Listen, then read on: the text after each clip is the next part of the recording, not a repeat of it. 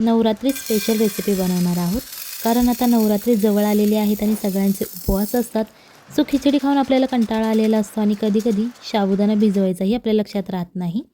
So अशा वेळी कच्च्या साबुदाण्याची चविष्ट आणि झटपट होणारी रेसिपी आज आपण बघणार आहोत. साहित्य कमी लागतं, घरच्या साहित्यात होणारी ही रेसिपी आहे. चला तर मग आजच्या रेसिपीला सुरुवात करूया. व्हिडिओ आवडत असेल तर व्हिडिओ लाईक करा आणि जर तुम्ही चॅनलवर नवीन असाल तर चॅनलला सबस्क्राईब करा, जेणेकरून येणाऱ्या नवनवीन व्हिडिओजचे अपडेट तुम्हाला लगेच मिळतील. आता ही रेसिपी बनवण्यासाठी आपल्याला सगळ्यात पहिल्यांदा 1 कप कच्चा साबुदाणा घ्यायचा आहे. इथे कोणताही आपण भिजवलेला साबुदाणा वापरणार नाही. त्याच्यानंतर आपल्याला 3 हिरव्या मिरच्या घ्यायच्या आहेत. जर तुम्हाला जास्त तिखट आवडत असेल तर तुम्ही मिरचीचं प्रमाण वाढवलं तरीही चालेल. त्याच्यानंतर 1 छोटा कप आपल्याला शेंगदाणे घ्यायचे आहेत. हे मी कच्चे शेंगदाणे वापरलेले आहेत, भाजलेले शेंगदाणे नाहीत घेतले. सो अशा प्रकारे या सगळ्या कच्च्या वस्तू आपल्याला भाजून घ्यायच्या आहेत. जास्त वेळ लागत नाही भाजण्यासाठी, 3 ते 4 मिनिटे पुरेसे होतात हे भाजण्यासाठी. आपल्याला हे मीडियम आचेवरती भाजून घ्यायचं आहे. तुम्हाला दिसत असेल बघा, मिरचीसुद्धा छान अशी आपली भाजलेली आहे. जेव्हा या मिरचीला असे डाग पडतात तेव्हा समजून जायचं की मिरची आपली भाजलेली आहे.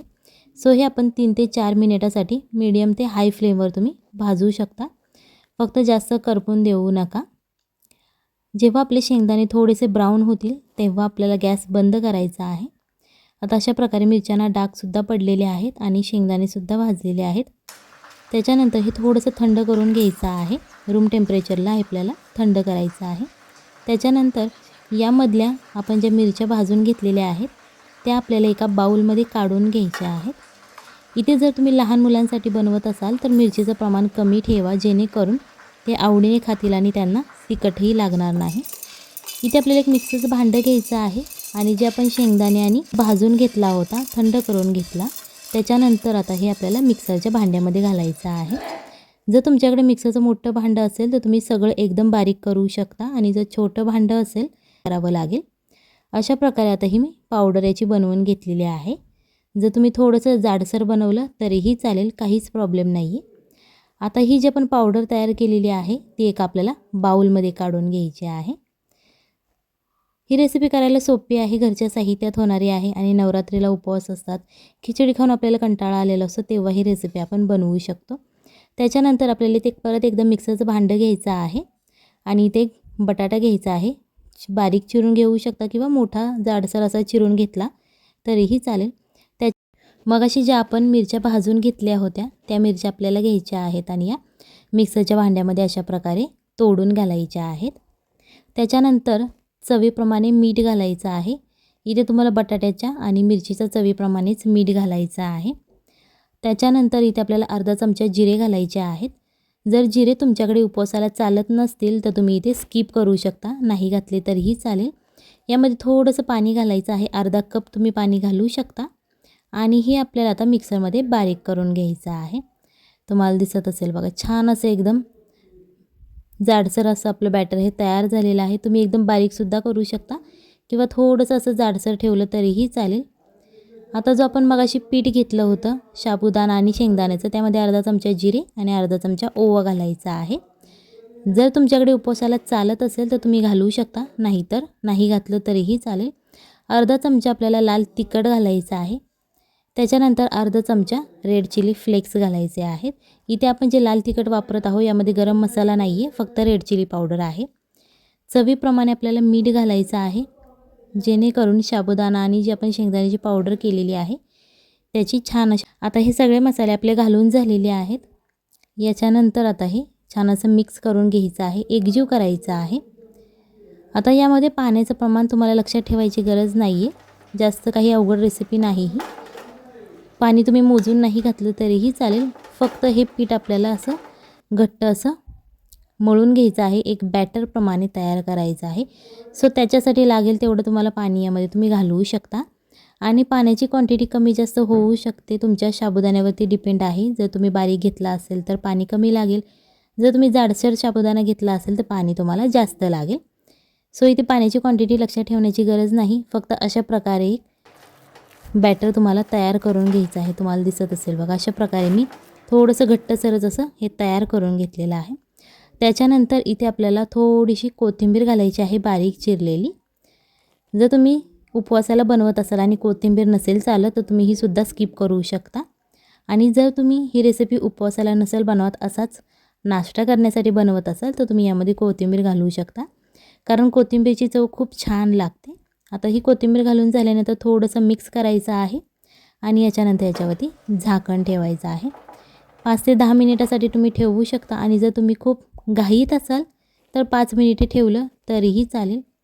अशा प्रकारे आता जे आपण पाणी घातलेलं होतं हे या सगळ्या साबुदाण्याने शोषून घेतलेलं आहे.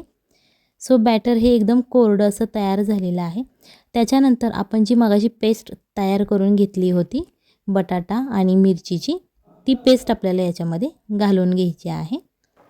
यामध्ये कधीकधी तुमचा बटाटा जाडसर एकदम राहू शकतो किंवा बारीकसुद्धा होऊ शकतो, ते तुम्ही तुमच्या मिक्सरवरती डिपेंड आहे. सो तुम्ही जाडसरसुद्धा घेऊ शकता आणि एकदम बारीक अशी पेस्ट केली त्याची तरीही चालेल. सो अशा प्रकारे आता हे मिक्स करून झालेलं आहे. याच्यानंतर आपल्याला 1 वाटी दही घ्यायचं आहे. तुमच्या घरात जे अवेलेबल आहे दही तुम्ही ते घेऊ शकता किंवा बाजारातून विकत आणलं तरीही चालेल. त्याच्यानंतर चवीप्रमाणे मीठ घालायचं आणि हे दही थोडंसं आपल्याला फोडून घ्यायचं आहे, जेणेकरून यामध्ये गाठी राहणार नाहीत. अशा प्रकारे आपल्याला हे दही करून घ्यायचं आहे.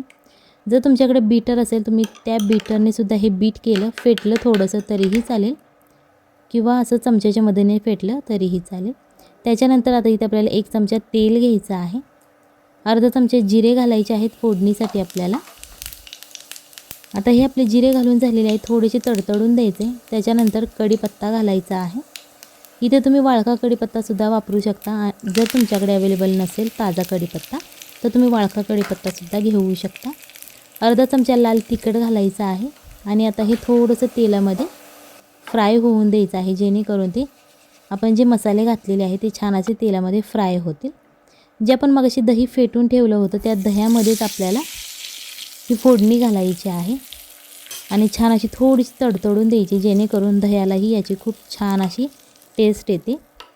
जरी ते तुम्हाला तेल आवडत नसेल तुम्ही तूप किंवा बटर वापरलं तरीही चालेल, ते तुमच्या आवडीवरती डिपेंड आहे तुम्हाला तेल वापरायचं आहे की बटर. आता ही जी आपली फोडणी घालून झालेली आहे ती छान अशी मिक्स करून घ्यायची, जेणेकरून याची छान अशी टेस्ट लागते. आता हे आपण साईडला ठेवून घेणार आहोत. इथे आपल्याला एक पॅन घ्यायचा आहे. यामध्ये 1 चमचा तेल घालू शकता किंवा तुम्हाला तूप किंवा बटर आवडत असेल तुम्ही ते वापरलं तरीही चालेल. अशा प्रकारे ते स्प्रेड करून घ्यायचं. त्याच्यानंतर आपण जे मगाशी साबुदाणा, शेंगदाणा आणि बटाट्याचं जे बॅटर बनवलेलं होतं ते अशा प्रकारे चमच्याच्या मदतीने तव्यावरती पसरवून घ्यायचं आहे. हे तुम्ही तुमच्या इच्छेनुसार आवडीनुसार पसरवू शकता. जर तुम्हाला जाडसर आवडत असेल तर तुम्ही असं जाडसर पसरू शकता किंवा जर तुम्हाला एकदम पातळ असं हवं असेल तर तुम्ही ते चमच्याच्या मदतीने दाबून असं स्प्रेड करू शकता. थोडीशी कोथिंबीर घालायची आणि रेड चिली फ्लेक्स घालायचे आहेत थोडेसे गार्निशिंगसाठी. त्याच्यानंतर अर्धा चमचा तेल घालायचं. हे तुम्ही झाकून ठेवूनसुद्धा शिजवू शकता. जर तुमच्याकडे वेळ खूप कमी असेल तर तुम्ही हे झाकण याच्यावरती ठेवून ते शिजवू शकता. आता हे एका बाजूने क्रिस्पी असं फ्राय झालेलं आहे. सो अशा प्रकारे तुम्ही उलटण्याच्या मदतीने ते दाबून दाबूनसुद्धा भाजू शकता, जेणेकरून खालची जी त्याची बाजू आहे ती छान अशी क्रिस्पी होईल. अशा प्रकारे हे भाजून घ्यायचं आहे. आता आपण हे पलटी केलेलं आहे आणि हे दुसऱ्या बाजूनेही आपल्याला थोडंसं तेल घालून क्रिस्पी असं फ्राय करून घ्यायचं आहे. जर तुम्हाला तेल आवडत नसेल तर तुम्ही लेस ऑइलसुद्धा बनवू शकता. नॉनस्टिकच्या पॅनवरती तुम्ही थोडंसं तेल टाकून ते बनवू शकता. फक्त थोडंसं मिडियम आचेवरती ते भाजा, जेणेकरून क्रिस्पी होईल. एकदम हाय फ्लेमवरती भाजू नका, नाही तर ते भाजलं जाणार नाही आणि क्रिस्पीसुद्धा होणार नाही, करपलं जाईल ते लगेच. सो अशा प्रकारे हे आपलं तुम्हाला दिसत असेल बघा, दोन्ही बाजूने छान असं क्रिस्पी झालेलं आहे. अशाच प्रकारे ही रेसिपी नक्की घरी ट्राय करा, आपल्या फॅमिलीला खाऊ घाला आणि मग मला कमेंटमध्ये सांगा कशी झाली होती. आता जे आपण मगाशी फोडणीचं दही तयार केलं होतं या दह्याबरोबर आज आपण हे साबुदाण्याचा पराठा खाणार आहोत. जर तुम्हाला दुसरा कोणता सॉस किंवा टोमॅटो सॉस चटणीबरोबर खायचं असेल तुम्ही त्याच्याबरोबरसुद्धा खाऊ शकता. फक्त हे दही एकदा नक्की घरी ट्राय करा, आपल्या फॅमिलीला खाऊ घाला आणि मग मला कमेंटमध्ये सांगा कशी झाली होती. ही तुम्ही रेसिपी उपवासाला बनवू शकता किंवा अशीच नाश्त्यासाठी बनवली तरीही चालेल. आता ही आज आपण दह्यात बुडवून खाणार आहोत. चॅनलवर नवीन असाल तर चॅनलला सबस्क्राईब करा, जेणेकरून येणाऱ्या नवनवीन व्हिडिओजचे अपडेट तुम्हाला लगेच मिळतील. चला तर मग भेटूयात पुढच्या रेसिपीमध्ये. तोपर्यंत बाय बाय, टाटा.